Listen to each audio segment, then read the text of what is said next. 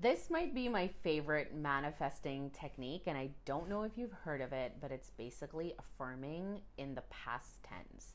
We've always heard that manifesting in the present tense is powerful and using I am statements or affirmations, but I came across this technique when I was browsing Pinterest. I don't know who created it because the photo was not credited, but anyway, to me, it makes more sense.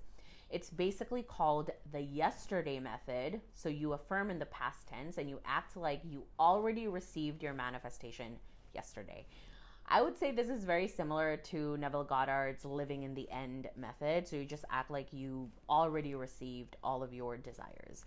So your affirmations can be along the lines of, I cannot believe my specific person confessed their love to me yesterday.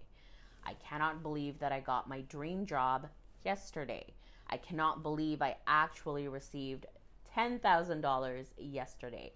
And when you're affirming, you have to really get into that state of, oh my God, I got my desires yesterday. How would I think? How would I act? What would my thought processes be? And how would I feel if I received my desires yesterday? Because if you received your desires yesterday, you wouldn't be complaining.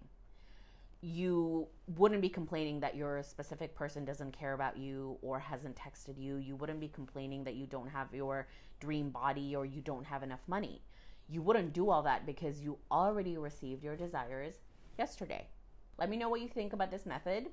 You could also write these affirmations to really drill it into the subconscious mind and to show it that it's real and that it's already happened and you're living this reality right now. All right, thank you so much for watching. Ask me any questions in the comments below, and I'll see you next time. Follow for more.